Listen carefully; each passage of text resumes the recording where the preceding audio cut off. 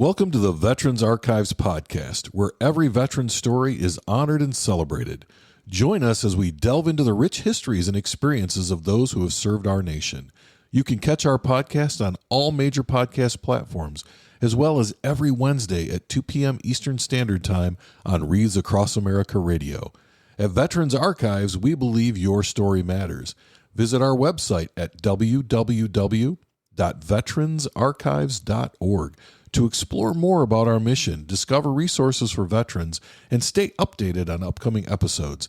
Connect with us on Facebook, Instagram, and LinkedIn to engage with our community. Subscribe, like, and share to spread awareness about our veteran stories.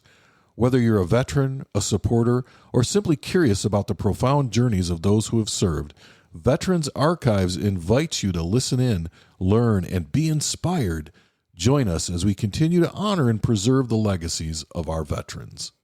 Today is Wednesday, September 4th, 2024, and we are talking with Terry Brown, who served in the United States Navy, the Army National Guard, and the Naval Reserve. So, Terry, we're going to start out real simple here. Tell us when and where you were born. I was born out of Flint, Michigan in 1968. I was born and raised in Linden, Michigan. That's where I graduated from. All right. What was it like growing up Terry Brown? Did you have brothers and sisters? Oh, I had heard of them. A lot of half-brothers, sisters. It was a lot older. I was the youngest. I was the baby out of all of them. So I got spoiled a little bit. Yeah. So that's a true thing then. Yes. Do they say things today like, oh, you got this thing that I wanted and I never got? Well, it was when they came over on the weekends, yeah. Yep, yeah. That exactly happened. All right. So did you live with mom and dad, mom and stepdad? How did that work? I lived with my mother and father until they divorced when I was about 8 years old, and then we moved out to Linden. And pretty much stayed there. My stepfather passed away when I was at the age of 12, but then my mother married a jarhead. Okay. So he talked me out of joining the Marines. Right. So he wanted me to have an education, and he geared me towards the Navy. And so just what are some of the memories you have of your mom? Like if you think about your mother today, is there a memory that's like a favorite memory or something that you like to remember? My mother was a hard worker. She was a very hard worker, and she supported it in everything that I did. I played sports through high school, basketball, football, and my stepdad was there at every football game. My dad, he worked a lot. He was at GM, so they were always making him work. But my mother's cooking, she would cook for an army. Yeah. So what was some of your favorite food that your mom cooked? Oh, her lasagna. Lasagna and chili. She was good. It was good. It was, oh my gosh. And still to this day, she still makes for an army. I think it's a mom thing. Yes. Right? And it doesn't matter how big you get. You're always too small. Yep. I know how that goes. So just a quick question. So I grew up in a family where my stepfather was a Marine as well. He served in Korea. And I grew up learning how to make hospital corners on my bed. Did you have a similar experience? No. He was a 10-year jarhead, and then he retired out of, what was he, the engineer out there in Flint. He was a character. He always had a joke. He finally, after retired, got his calling job as a greeter at Walmart. Okay. And that's where he should have been his whole life. He just silliest guy, but the nicest person in the world. Yeah. Yep. So you were saying that your mom and your stepdad supported you kind of through school, playing football and that sort of thing. What was it like going to school for you? What are some of your memories from that time? Oh boy, some of those I probably shouldn't say on the here. I wasn't the best student at all. I was there to go have fun. I did enough to make it by to be able to play sports. So I struggled a little bit through school, but I was decent at basketball. I was decent at football. I knew that's what I wanted to do, so I'd get my grades good for there. At that time through high school, I met one of my best friends, which was Rob Quick. And I didn't really meet his brother much, but he was killed on the Stark back in '87. Okay. At that point, I was just getting ready to go into the Navy. And at that point, that's where I made a commitment that I would never forget all of them. And in fact, I've got a nice size tattoo on my back shoulder. It's dedicated to the USS Stark and committed to never forget. And so for anyone who might be listening that's not familiar with the USS Stark, that is that was a destroyer that was hit by an Iraqi missile, supposedly accidentally, but we lost quite a few good people in that incident. Yep, there was 36 people that died out there, and I believe there was 3 of them from Michigan, and there was Kelly Quick right from Swartz Creek. Yeah, that was a hard time. I was actually I was in the Navy at that time, so it actually shaped my naval career when that happened. Remember it very, very well. We got a lot of good training as a result of that unfortunate incident. Yes, yep. I know the family has fought hard and struggled, and they finally went and made the reunion in Mayport, Florida, which was a big closure for them that really helped my friend Rob. Mm-hmm. And how did that impact you? You're going into the Navy as this is all happening. What sort of impact did that have on you? You know, it was, you wanted payback, but you know, when you get in after a few years, you realize you're not doing what you really wanted to do as an impact. You got a job, you work hard, and you hope somehow you made an impact back there. Yeah. Yeah. Well, you know, I think people people who may not be in the military lose the perspective of, you know, when you look at folks who go directly into combat, there's a whole bunch of people behind the scenes that you don't see that make all of that happen. And so we may not make the impact that we want to make, but we certainly make an impact in helping those folks that are out there on the front line. Yes. Yep. A lot of the escorting of troops and transportation, definitely. As we Navy guys are, we're Uber drivers for the Marines. There you go. And they will remind you of that all the time. Yes, they will. I think there's also something about the Department of the Navy, the men's department. I think I've heard that a few times. Oh yeah. Yep. But, so you're in high school and you decide to join the Navy. What kind of pushed you towards the Navy? I know your stepdad had some influence on that, but why the military at all? Well, back in '87, economy was not that great, and I just was not wanting to work in a shop. And as I said, I just did not have the best education. I didn't have the best study habits.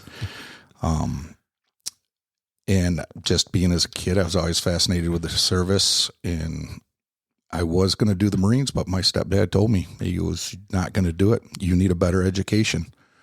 And that's what he pushed me towards. Okay. So I ended up back in '86, November of '86, day after Thanksgiving. I went down to the MEP station to go sign up.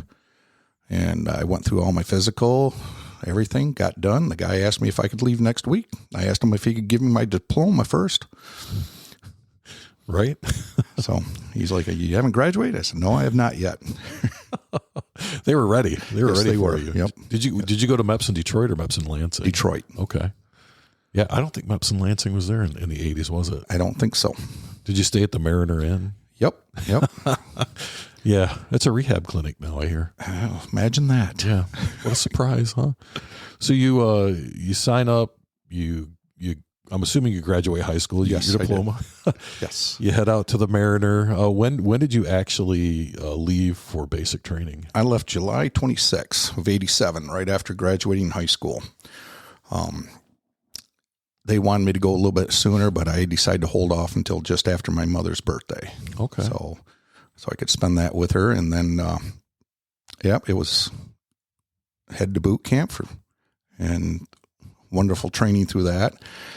After I got done with my training, I stuck around there in Great Lakes as they call it an ATD. We always called it another 30 days of schooling, which is a basic theory of aviation fundamental skills. It was a quick, easy 30-day school.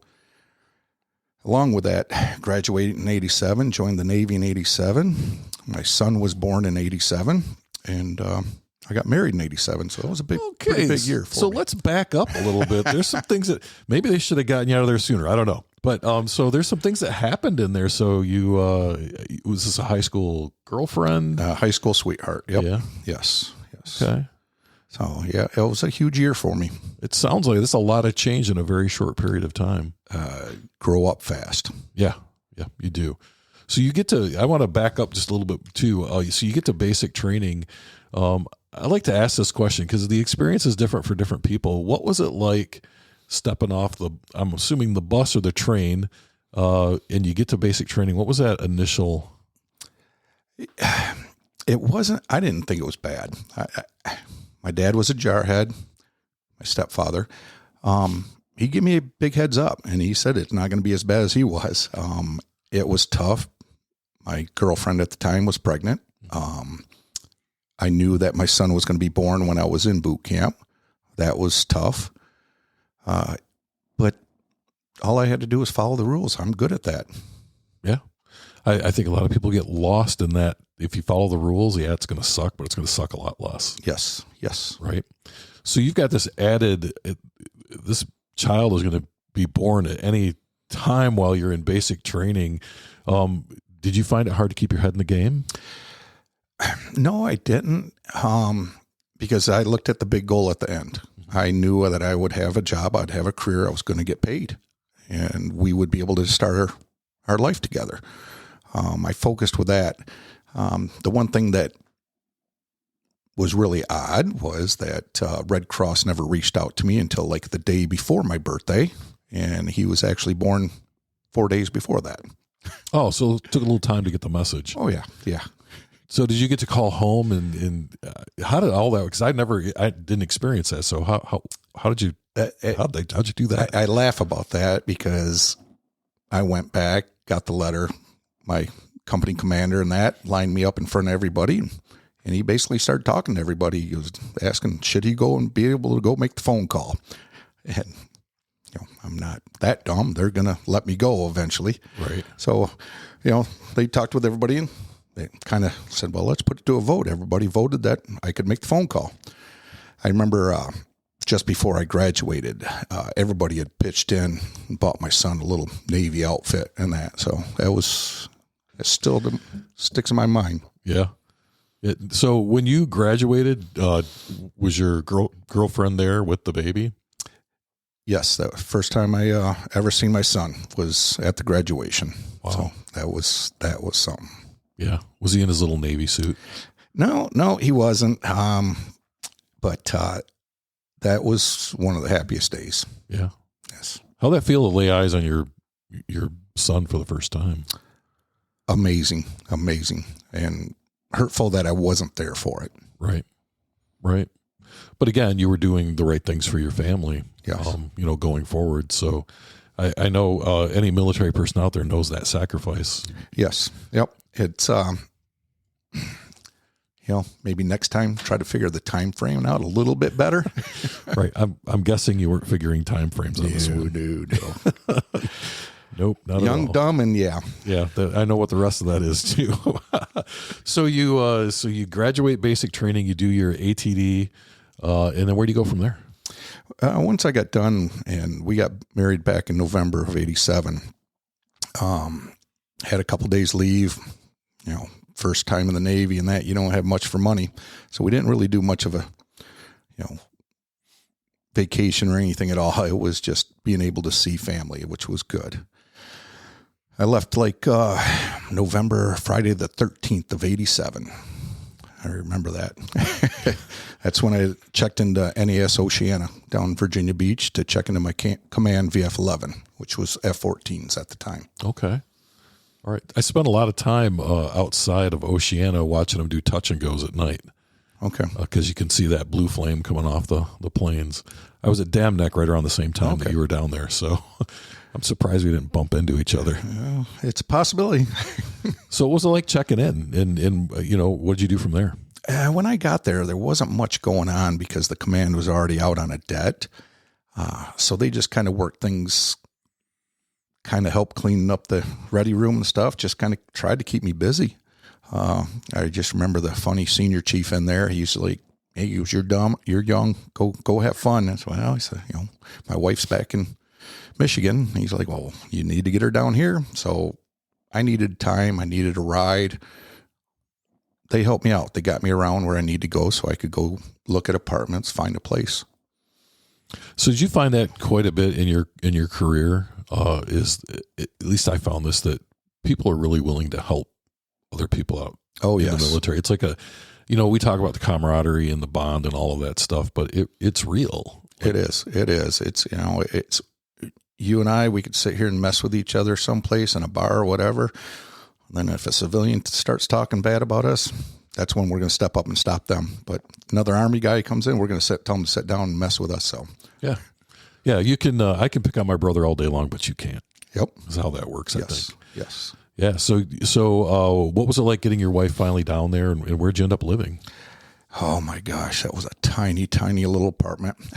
It was something. Water bed, 13-inch black and white TV, and a beanbag, and some pots and pans. That was about it. What the hell was it with water beds in the 80s? Because I had one too. You talk to anybody in the 80s that served, they had a freaking water bed, and I don't get it. Yes, they did. Because they're not comfortable. Nope. Especially when the heater goes out. I was just going to say that. Yep, that was what we had in a baby crib. That was it. That was things that I would never change. Never. Yeah, because it would be a stupid question for me to say, wasn't that like the best time of your life? Oh, yeah. When you didn't have anything. Didn't have two nickels to rub together and that. It was, let's go just walk down to the boardwalk in Virginia. And yeah, it was something. Yeah.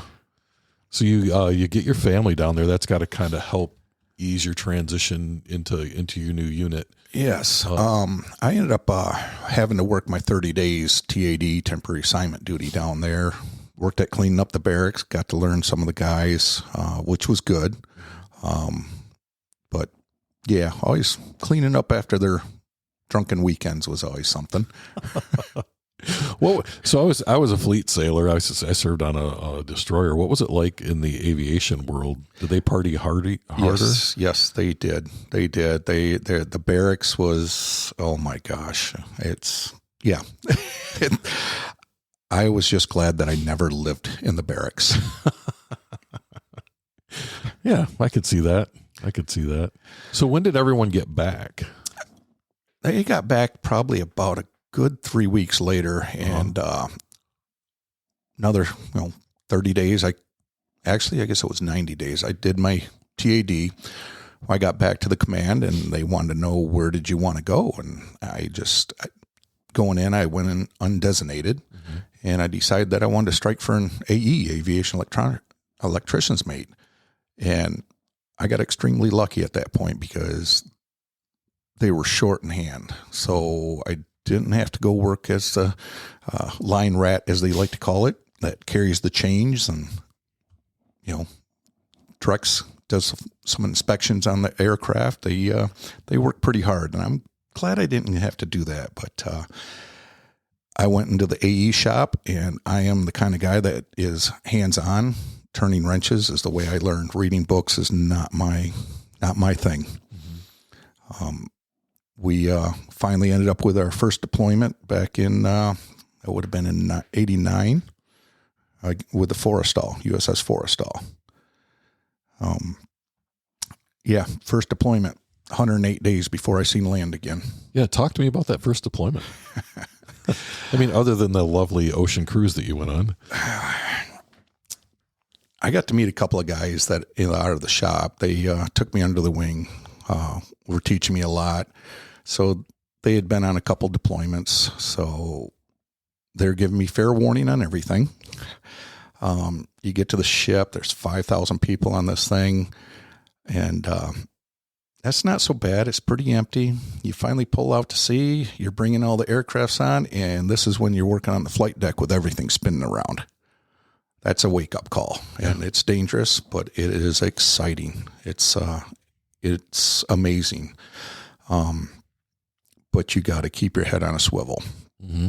Anything like stick in your mind that happened during that time? The one thing that sticks in my mind on that deployment was,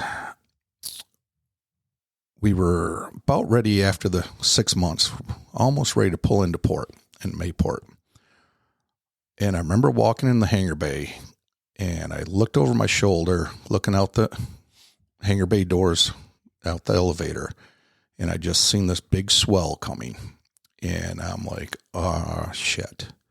So I turned, and this big gush of water comes in.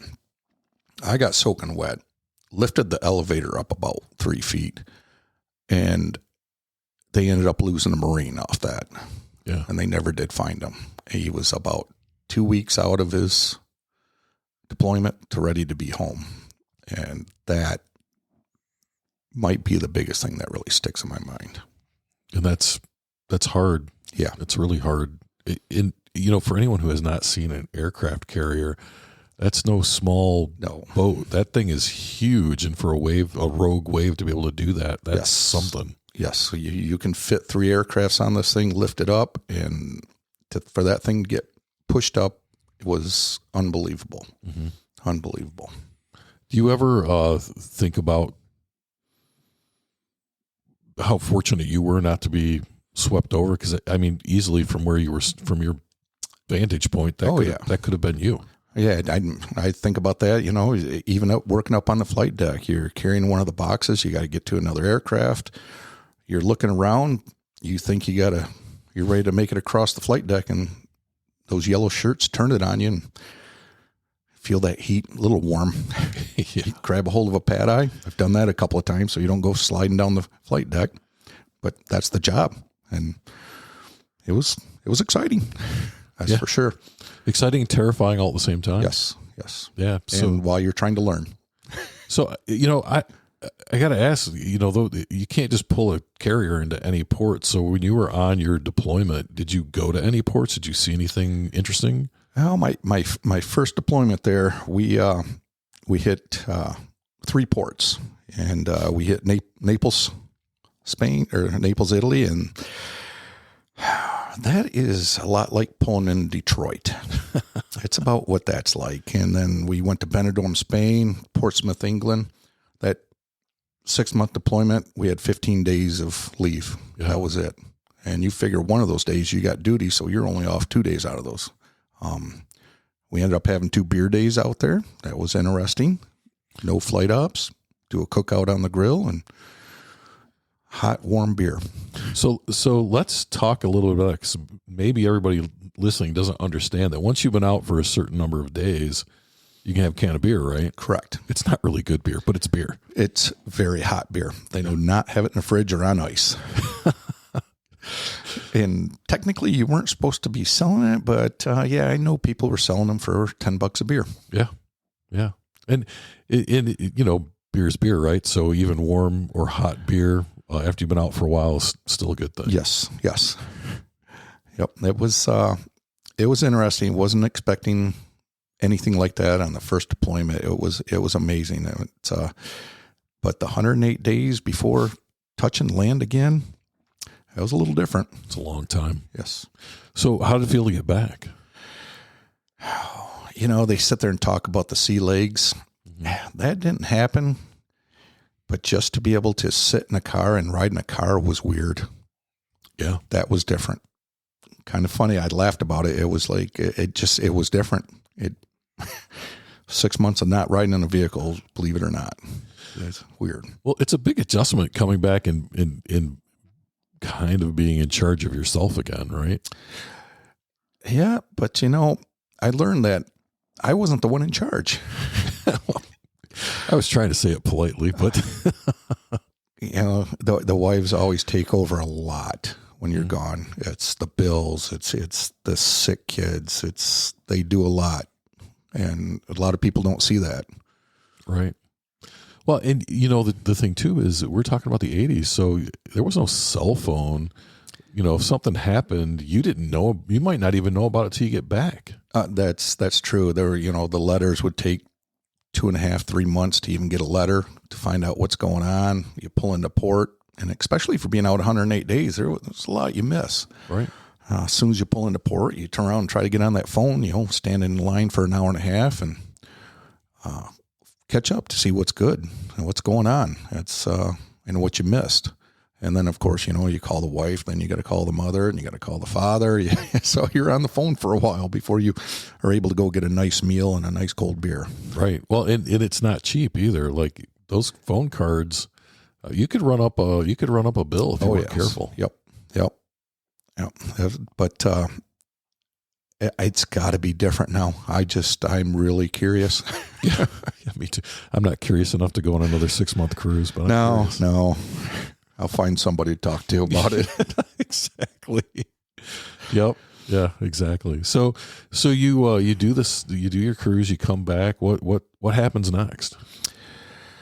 Once you get back off the deployment, it's a regular job unless you work second shift like I did. Then we just called it stay check, because you would come in at 3:00 in the afternoon and you'd be there until 6 a.m. at times. Mm-hmm. You still had a lot of workups, made debts out to Fallon, Nevada, Luke Air Force Base, Arizona, a few months at a time. Go back to the boat, do another workup in the Caribbean, which we were there for about a month, and pulled into St. Thomas, Virgin Islands. And I sat down and thought about that one time. Was my first 3 years of my marriage, I was gone over a year and a half, easily. Schooling, debts. It's rough. It's rough. Well, and how did that impact your relationship? It did not impact it. She did go home during the first deployment. It was her first time being away from family, and I could not blame her one bit. So here we're paying for an apartment that nobody's staying at, but I couldn't blame her one bit. Not knowing anybody, we weren't down there very long. After the second deployment, being home for a year before we deployed again, we were able to meet people. She found a job, and that helped out a lot. Yeah. Yeah, I think it's important for our spouses to get out of the house and be around other adults, especially when we're gone so much. Yes. Yep. And like I said, after about a year, we went out again, deployed in April of '88, went to the Med on the Forrestal again. And you probably know the Forrestal, as they call it, the fire stall. Yep. I've heard it called the USS Forest Fire and other things. Yep. I have seen the video though. Yep. It was horrific. That big old hole that was in the flight deck, mm-hmm. that was our berthing. That's right where our berthing was, number 4 wire. So big plaque down then on the hangar bay door. You see everybody from the command that had passed. It just kind of haunts you a little bit. Yeah. Kind of brings you a little dose of reality of yes, that. It does. That is, I don't know, as much fun as you are having, because I had a great time in the military or in the Navy, but there are those things that happened for the people that paved the way. And that was an older carrier, right? That yes, wasn't it was. That wasn't the latest and greatest. No, that was an old carrier with a bent screw. So when they kicked it up, that whole ship shook. Yeah. Rocked me right to sleep. Were there anything, so, there's a lot of difference between the old fleet and the new fleet, because you were probably around the time that like the newer carriers were coming out. What are some of the things, other than the bent screw, what are some of the things about that older ship that you remember? I don't know about what I remember about it. The one thing that I do remember is the size compared to the Washington and Lincoln that I had went out to certify the cats and stuff with those. I was just amazed. I thought the Forrestal was big, but once I got on that Washington and Lincoln, I was just dumbfounded how big that really was. It quite different. It was, yeah. Well, you gain perspective when you're walking down the pier and it's a foggy early morning, and here's this number that's like the size of a building, all lit up. Yep. Yeah, and then you get the picture. Yes. Yep. Yeah, when we got ready to deploy back in what was that? It was '89 for the deployment. It got delayed again, the Forrestal, because it caught on fire. So we were delayed about 3 weeks on her. So we were all ready, all set. Everything was packed up. got ready to go, and we had to start unpacking stuff because we were going to keep practicing flight ops going on. So we had to start unpacking some of the boxes. So I'd say about 2 months before that deployment, that's when I found out my wife was pregnant for our second child. Okay. So you're probably going to be gone for the birth of another child. Yes. I mean, was that going through your head? Yep, it was. It was. Worst part was after being gone for 4 months, she had a miscarriage. And we lost the baby. So, and how long between that happening and you actually finding out? That one was a little faster than finding out about my son being born. Right. The hard part was we were out at sea and was able to use the ship's phone and trying to talk to her. It was after you got done with your sentence, over. You sit there, you listen. It's a delay. You wait, then you hear over, and you can finally say something. And I couldn't tell you any of the conversation except the over. Yeah. Yeah. It seems like that stuff happens whenever you're not home. Oh, yeah. Yep. And, of course, she's down there by herself, so that makes things rougher for me while I'm out. So they kind of held me off from going on the flight deck for a while, and I cannot blame them one bit. They're pretty smart about that kind of thing. Yes. Actually, I think that once you've been in for a while, you see these things happen frequently.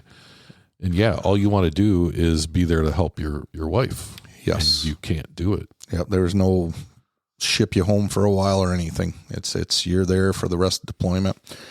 They sent me off probably at least 2 weeks before the deployment ended. So getting shot off the cat on a cod, that was pretty interesting. That's like riding an awesome roller coaster. So you did get to go home a little bit early then. A couple weeks early, yes. Yeah. Yes. Yep. I'm sure she appreciated that. Yes. Yep. And so that's kind of a double whammy, right? Because I don't know about you, but like when you have to leave early for something, or in my case, like they make you take a 2-week break during a deployment when you're deployed to a combat zone. You're excited to go home, but all your buddies are still back there doing it. And so it's like, it doesn't matter what you do, you're going to feel guilty about something. Oh, yeah. Yeah.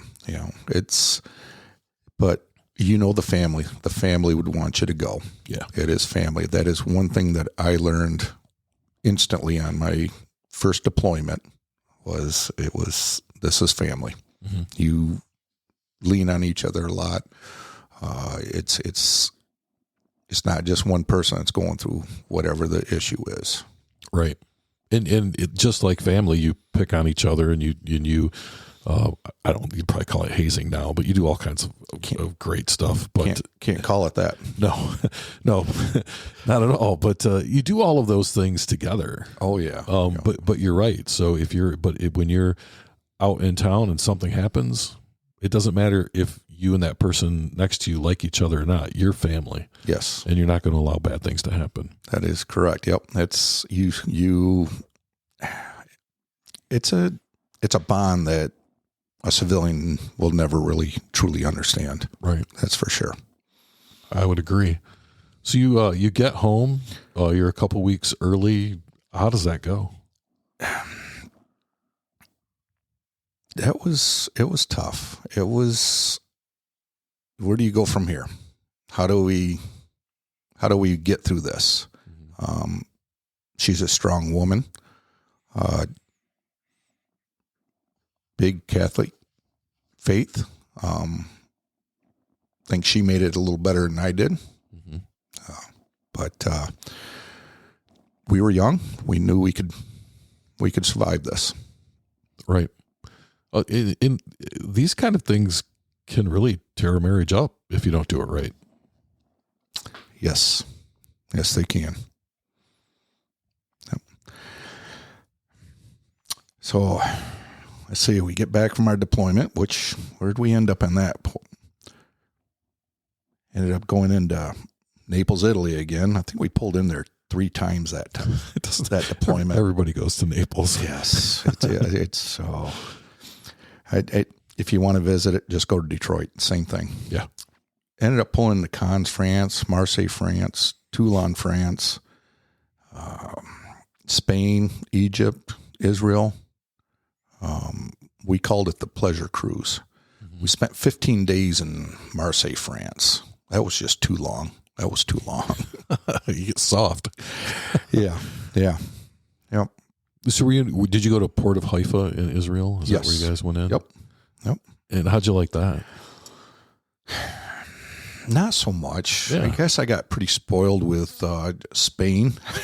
Do you remember where you went in Spain? When I went, I think we went to Ibiza, which is like this party place. Benidorm, Spain. Okay. It was beautiful. Yeah. It was beautiful there.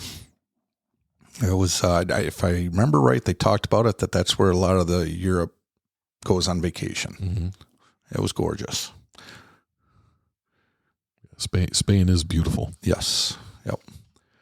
Yep. And we stuck around there in Virginia Beach until, what was it, 1990? I transferred over to NES Pax River, Maryland. Mm-hmm. We had our daughter, had another baby on the way.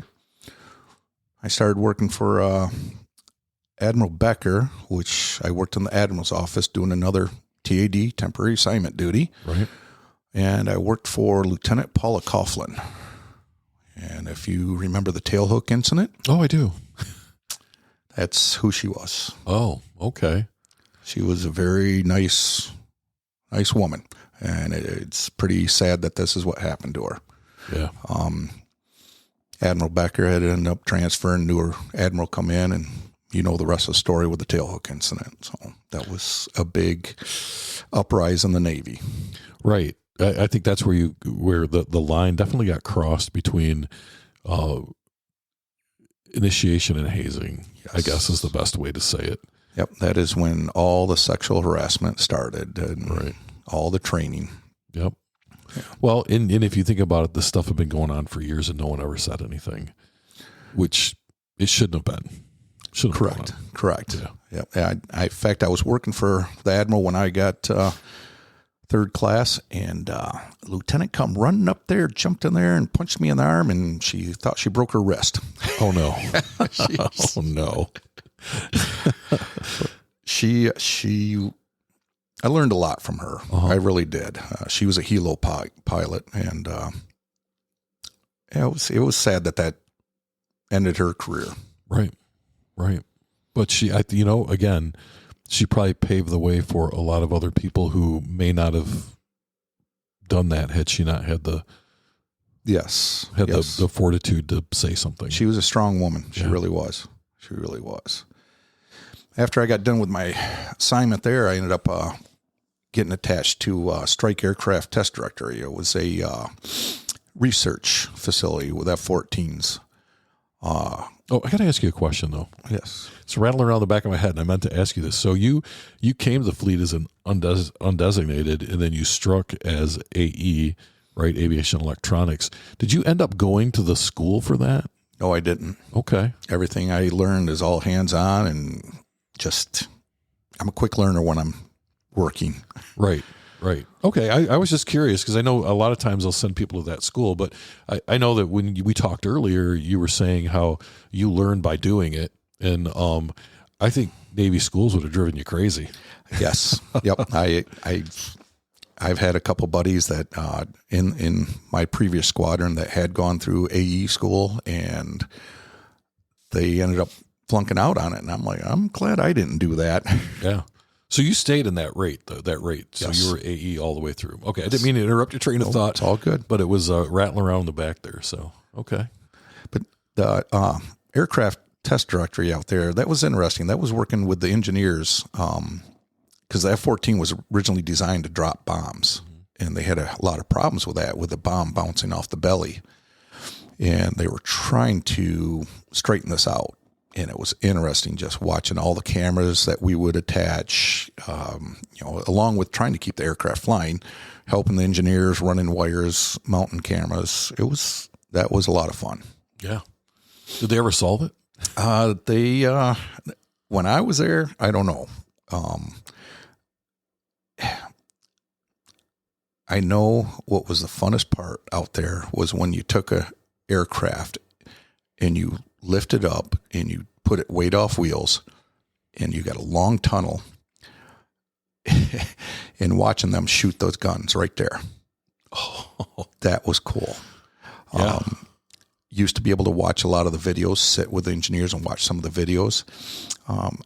Whether they finally finished that and were able to do it, I was gone by the time they were done with that project. So how long were you there? I was there for about 3 years. Okay.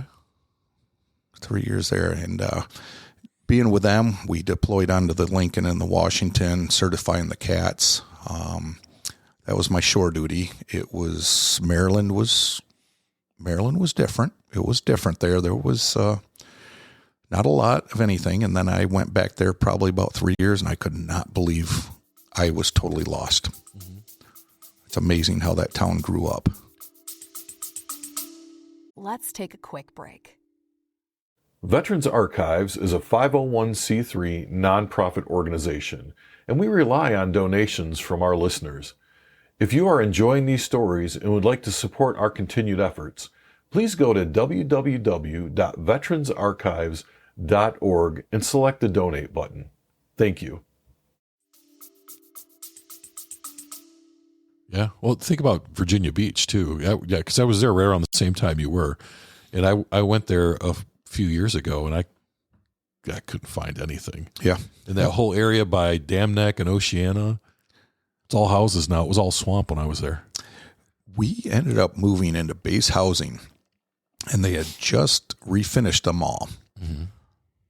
and it was a nice duplex complex area, and when we went back in there, this had to have been about 6 years ago,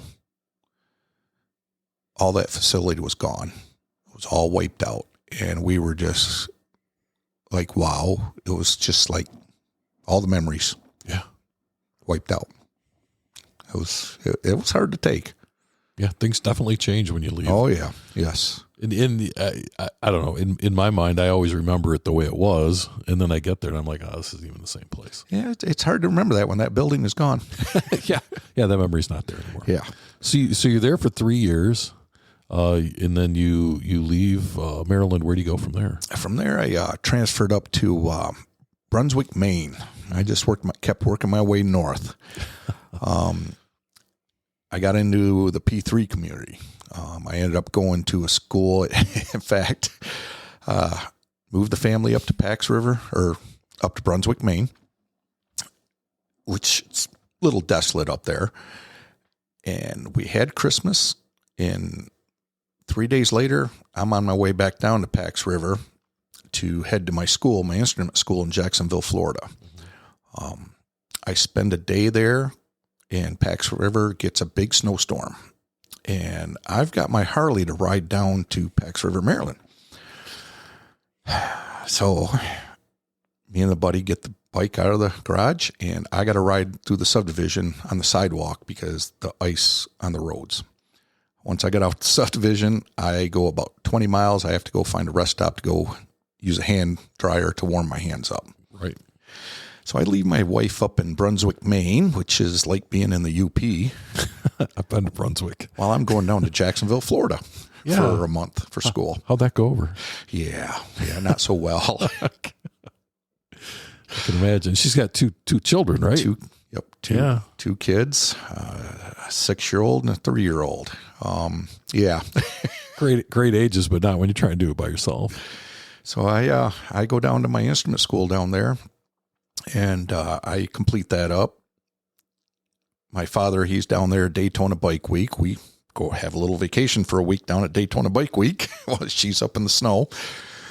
And you didn't call home and say anything, did you? Yeah, I had to let her know. That's how I was getting home. So we loaded up the bike and we headed back up to Maine. And my dad's like, this isn't the way to Michigan. I said, yeah, it's almost. So we get back up to Brunswick, Maine, and 5 days later, I'm deployed over to Puerto Rico. Man, I'm thinking you're not very popular in your house right now. Yeah. So, Does she think that you're like making all this happen? She wasn't happy, and we had a neighbor lived across the street, old retired senior chief, and he would go out and snow blow the driveway for her, helped her out, and she was making him cinnamon rolls left and right. So yeah, that was it. That was a good community. That was a good neighborhood. It was all military.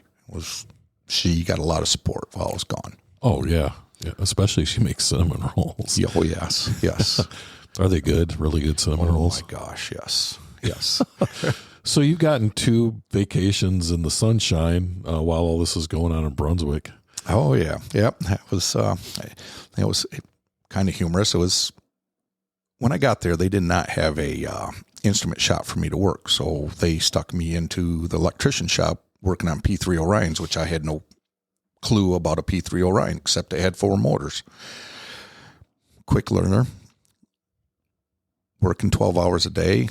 Get off work, I'd go swim laps in the pool, and kind of looked up there and ran into one of my old pilots out of VF-11 I haven't seen in about 4 years.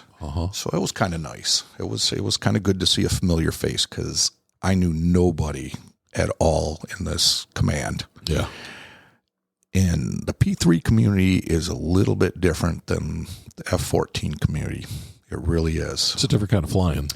It is. And it was funny to listen to people complaining that they're out there for 6 months. And I'm like, I get off work. I can go to a restaurant. I can go have a beer. I can go to the store and go buy something. I'm liking this. Yeah. A little different. It's a little different. Yeah.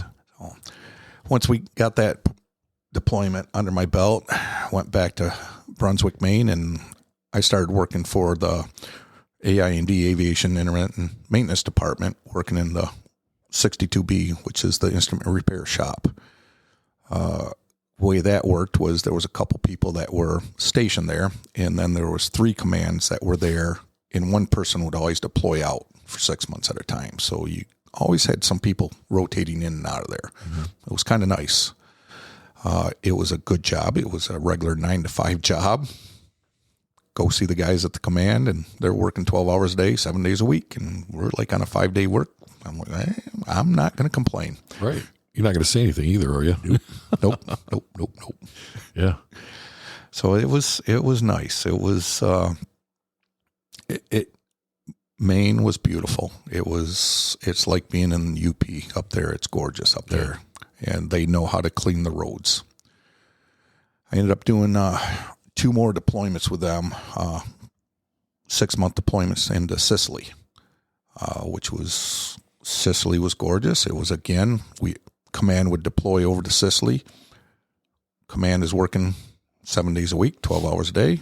I'd get shoved over to AIMD. I got a 9 to 5 job. Wow. In Sicily. Yes. So the guy that worked for me that was stationed there, James Elliott, at that time he was an E3. And last I spoke to him, he retired out as a master chief. Did very well for himself. Mm-hmm. But he was another one, didn't have 2 nickels to rub. But you know what? He's telling me, come on out, stay at his place. We're going out. We're going to go up Mount Etna. We're going to go into town. Good guy, great guy. Well, and that's the other thing. I think when you go to these different places, even if you don't have money, there's always something to do. Oh yeah, yep.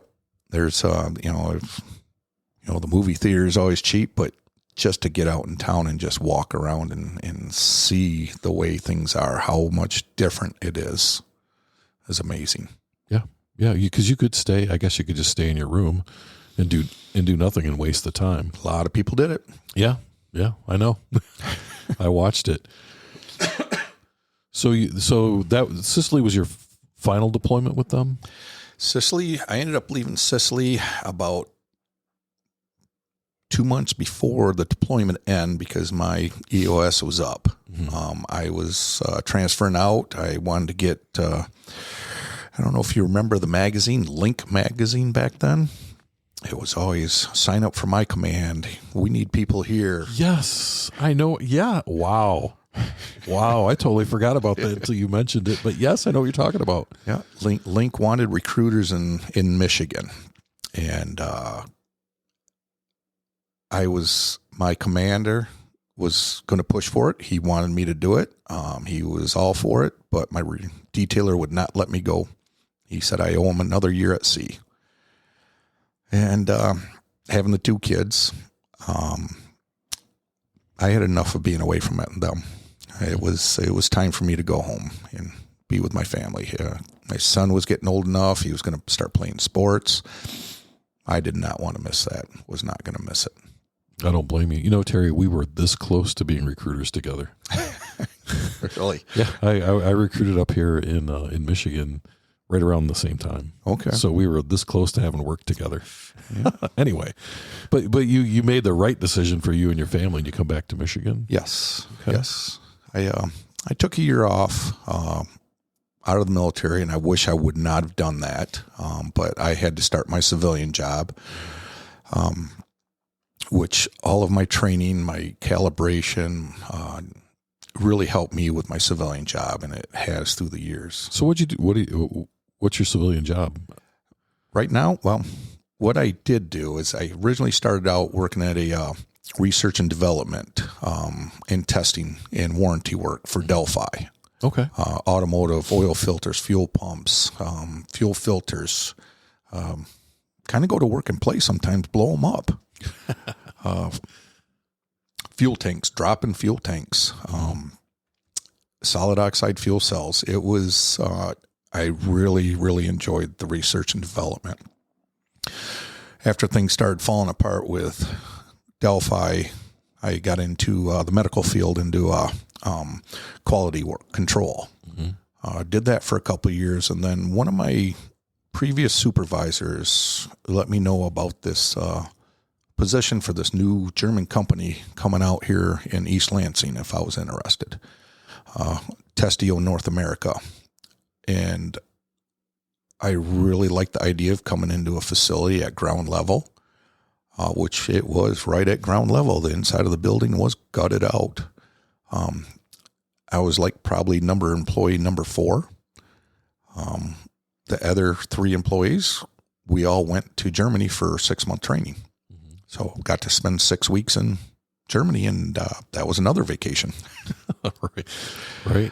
After that, I'm actually managing the calibration lab for them. It's been pretty awesome.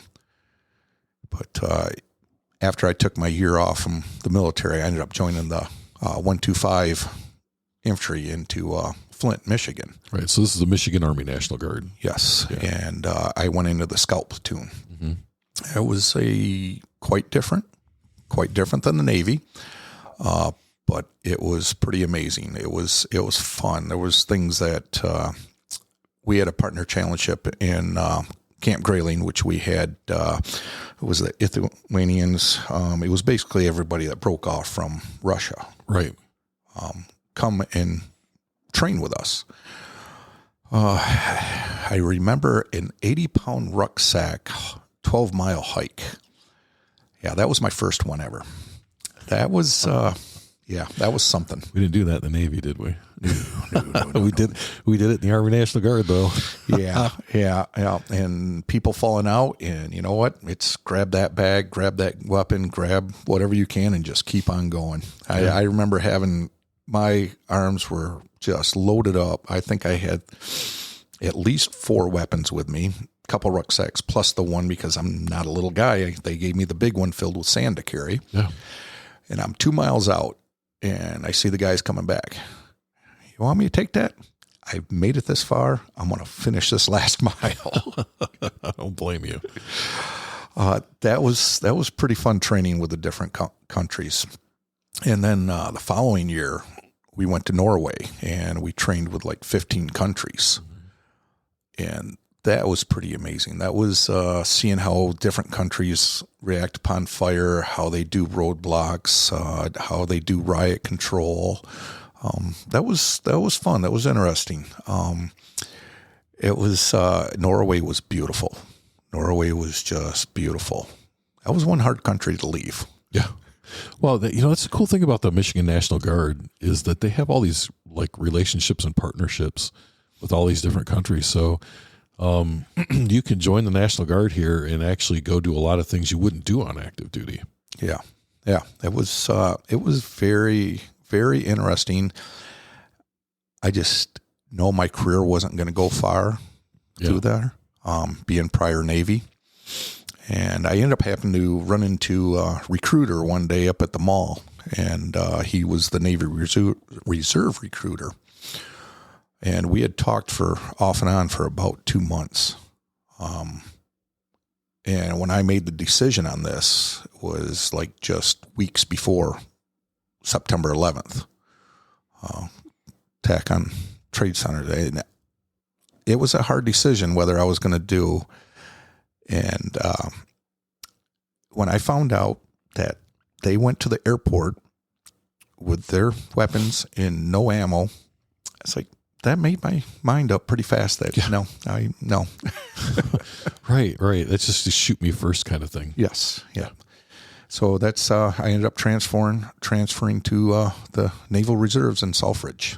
So how long were you in the National Guard then? 3 years exactly. Okay.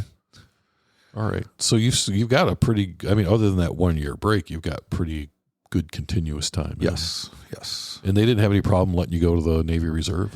Not at all. In fact, I got very lucky. Was because I had went in, told my CO that this is what I'd like to do. They signed it, approved it.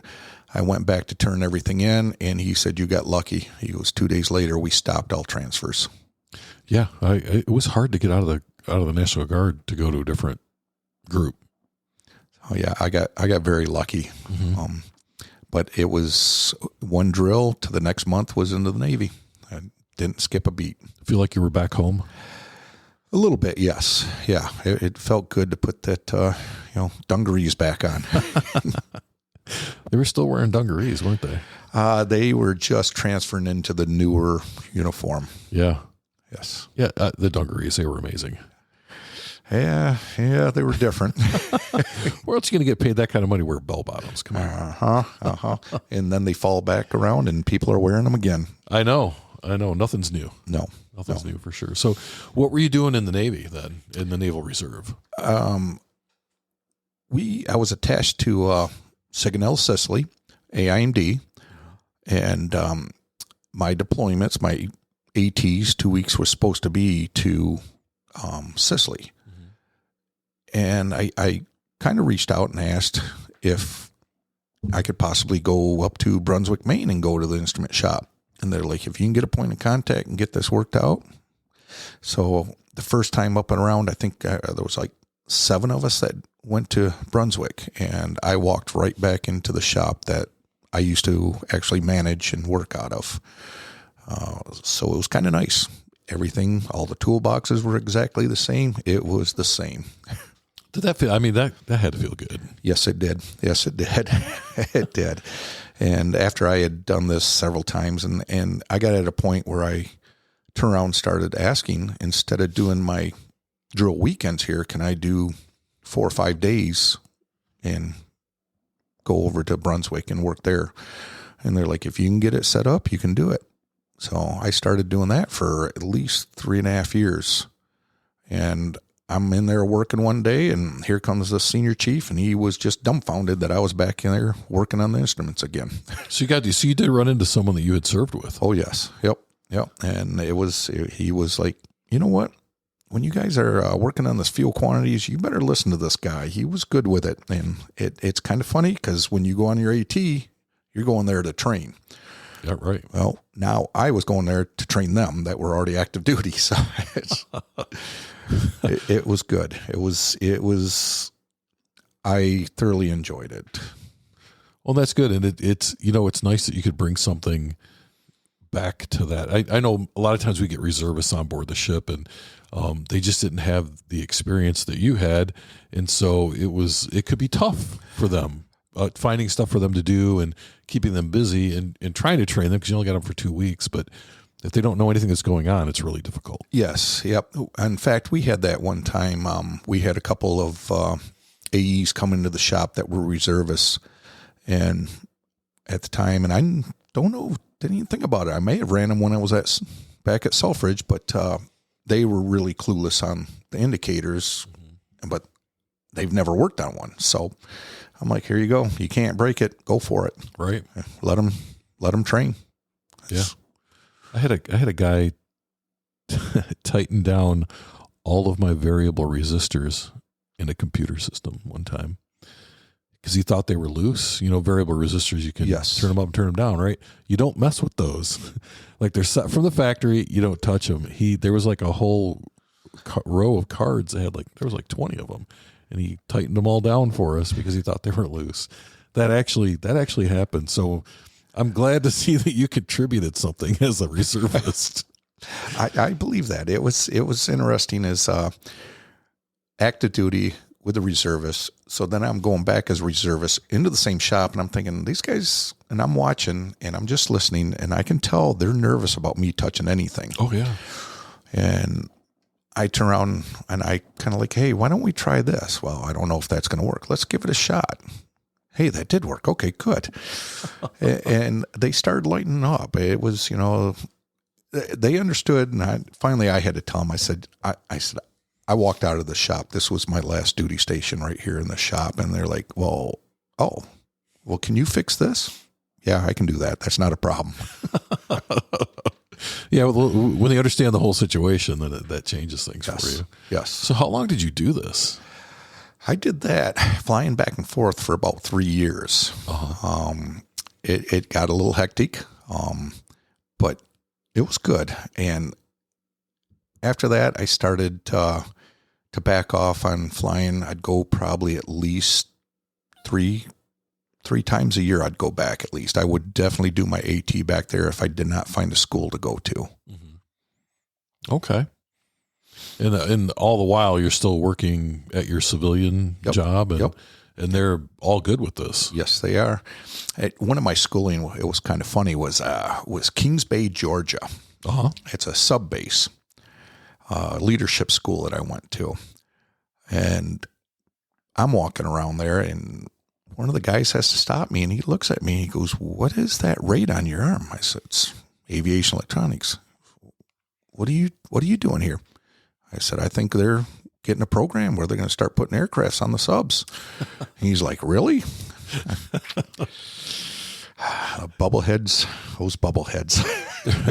It's a special group of people. Yes, Yeah, yes. I took a tour once of a submarine, and I'm like, oh, to each his own. I've got a few of my club brothers that are bubbleheads. Oh my gosh, yeah, they're different. Yeah, very special people.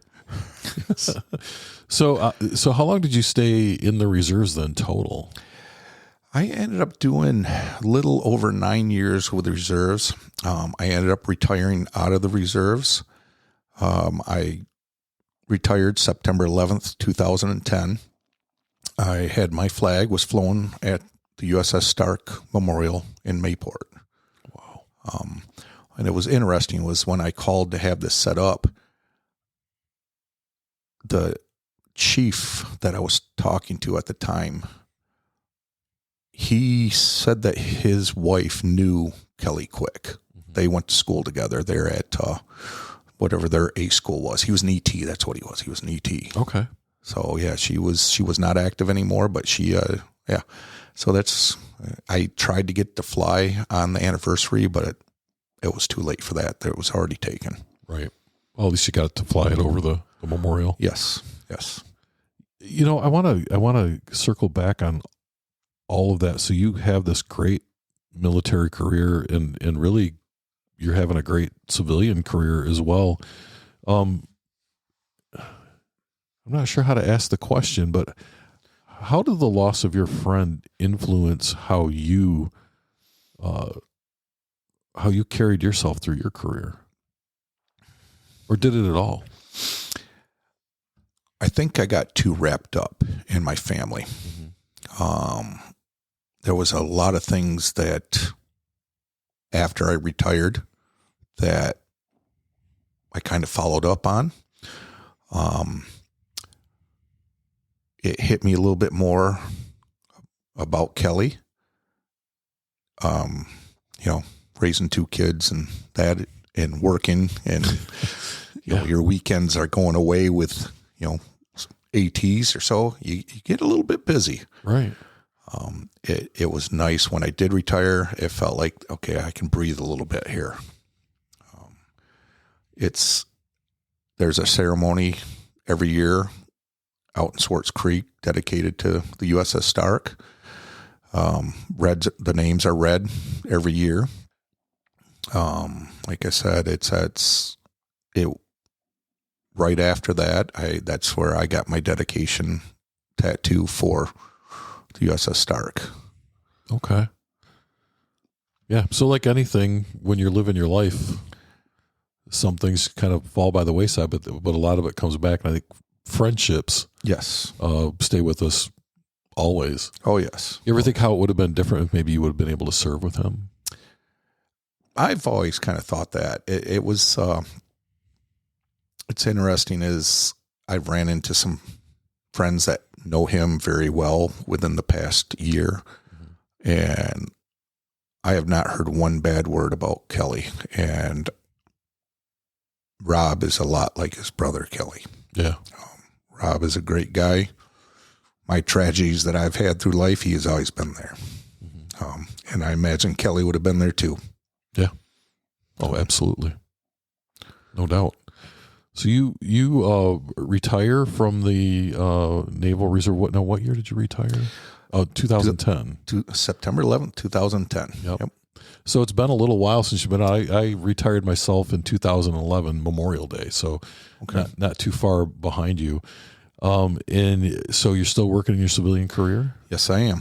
I'm going to probably be there for quite a while. I really like this company I'm working for, and plus they're talking about sending me to Germany again, and there's some good food and good beer there. What is it? That really smart guy, I think Mark Twain said it, like if you love what you do, you never have to work a day in your life. Exactly. That's kind of where you're at? I am. Yeah. And so you're also involved with this Veterans Motorcycle Club. Yes. Let's talk about that. How did that come about? Me and a buddy were sitting in the garage having a few beers, and he was prior Navy, and he asked if his buddy could come on over from Ohio. And he showed up with his buddy, and they're both members of the U.S. Military Vets Motorcycle Club. We sat and we talked for a while, kind of getting some information about them.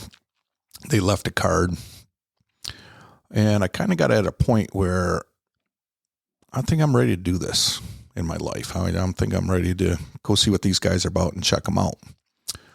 And it really wasn't, that was 2012. We lost our daughter in a car accident, and I stepped away from everything for quite a while. Everything. After about 3 years of finally getting my head out of my ass, I reached out to the U.S. Military Vets Motorcycle Club and see what they're all about. And it was great to see these guys, see the military again. I've been hanging around riding motorcycles since I was 16. Hung around with some clubs a little bit, but nothing serious. The first day I went there to their annual, I knew this is where I belong. I missed it. It definitely is not in the civilian world at all. So 7 years now with the club. I've got chapter I opened up here in Durand. Our goal is to help the veterans in this Genesee County as much as possible. We work with Strength in Numbers. We try to do as much as we can with them, helping homeless vets. It is good to be back with my brothers again. Yeah, there's something about that bond with military folks. And, when I talked to my son, he served as well. When he gets together with his friends that he might not have seen in years, you just sort of pick up where you left off. It's almost that way with veterans you never served with. Oh, yes. Oh, yeah. And it's funny is every once in a while, I'll be talking with somebody, and we had to have had passed each other on the base one way or another, and it's like, wow, yeah, this guy out of that command, yes. And you're talking to somebody out of Florida that you're meeting Connecticut for an annual or anything. So right, it's pretty amazing. Right. So I'm going to ask this kind of a sensitive question, but do you think that this helped you with the loss of your daughter? I'm not saying you get over it, because you don't. I don't think that's helped me much. Okay. I never had a big religious background. Mm-hmm. Within the past year, I have. I think that has helped me a lot. Okay. A lot. I know when I have a problem, I have issues. I can talk to my brothers. I can send a message, and I can call anybody here in any of the states that we're in, and I can count on them. Mm-hmm. And I've still got a few of my friends that I served with back in VF-11 that I can call right now if I need something. And I was going to ask you that too, because I do have friends from both the Navy and the National Guard that I still keep in touch with. It sounds like you're doing the same thing. I've got probably at least 3 of my friends from VF-11 back in '87, the first time I met them. Barry Hurd from Tennessee, a little hillbilly. Matt King, straight from Queens, New York, which about 2 years ago, I got him into the club. And Steve Swartz. I call him my little Jew buddy.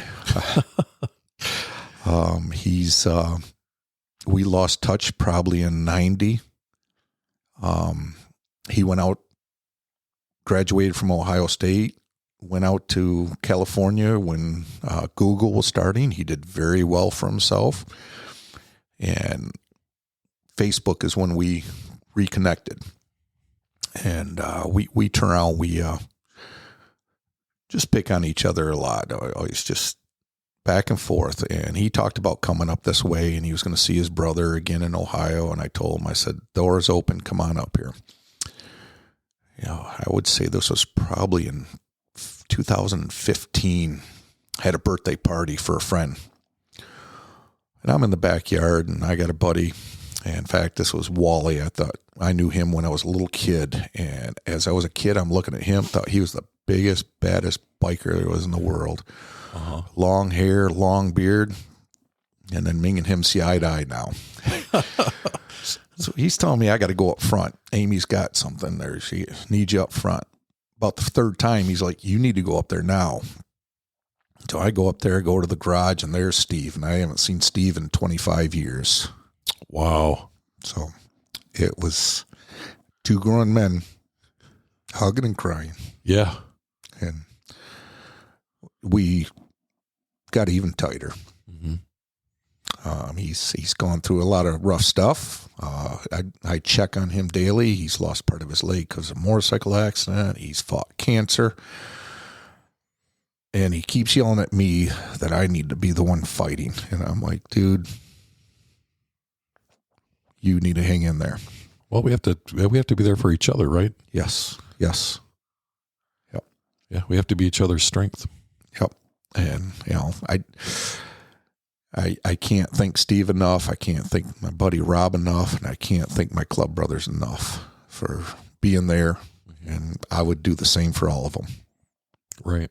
This is sort of the unspoken thing that everyone knows that I'm here now, but I know that you'd be here if it's me. Yeah. Yep. There's times he's called me in the middle of the night, but I told him to fight, and he's fighting. He's going to fight.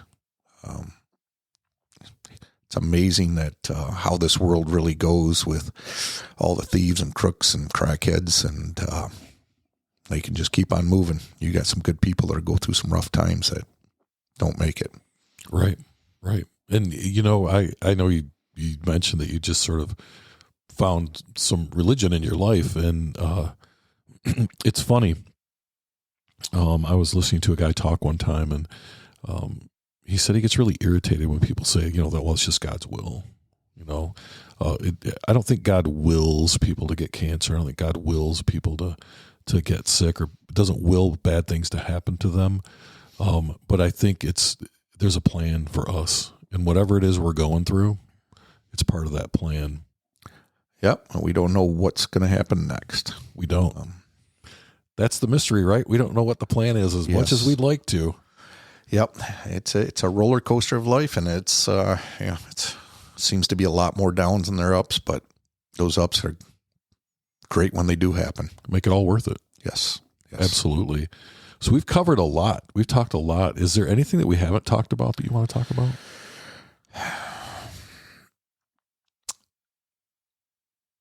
The 22. Yeah. It's a tough number. And there's got to be a way to get that number down. There's got to be. If they can just talk, just reach out. Just reach out. You may find the happiest, funniest vet you can find. He's got his own ghosts and skeletons. So,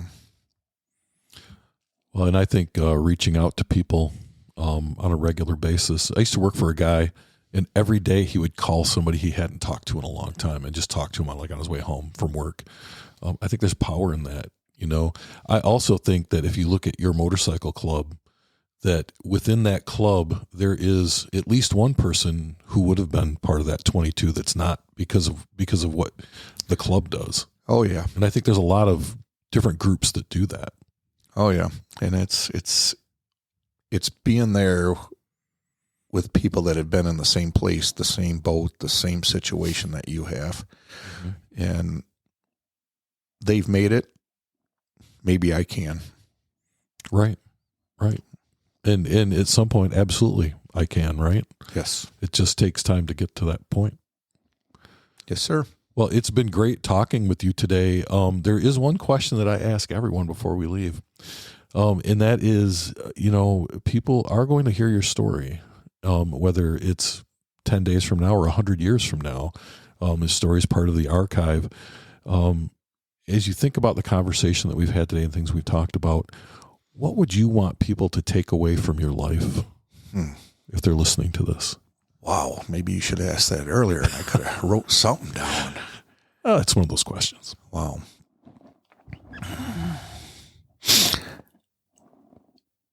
I look in this, and I don't think I accomplished as much as I should have through life, through my military career. But I signed on the dotted line. Mm-hmm. To me, anybody who does that, that's a big signature.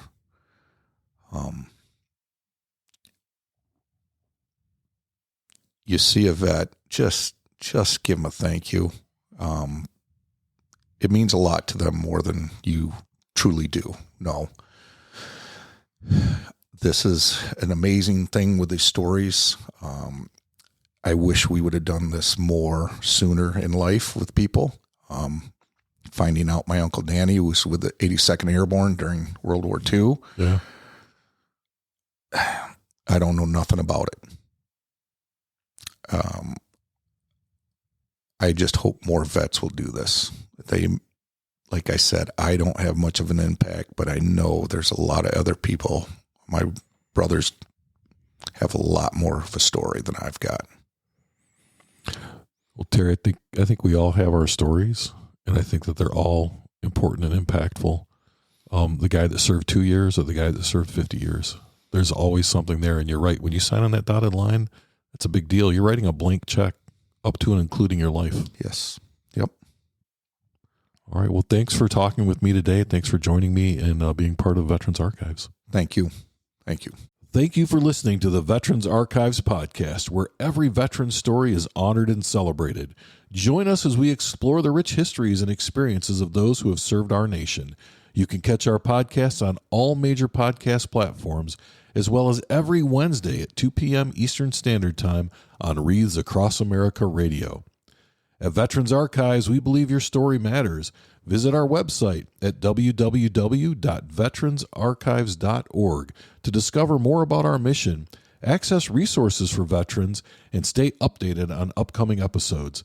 Connect with us on Facebook, Instagram, and LinkedIn to engage with our community. Subscribe, like, and share to spread awareness about our veterans' stories. Whether you're a veteran, a supporter, or simply curious about the profound journeys of those who have served, Veterans Archives invites you to listen in, learn, and be inspired. Join us as we continue to honor and preserve the legacies of our veterans. Remember, your story matters. Visit us online today at www.veteransarchives.org and connect with us on social media and stay informed and engaged. And as always, thank you for your support.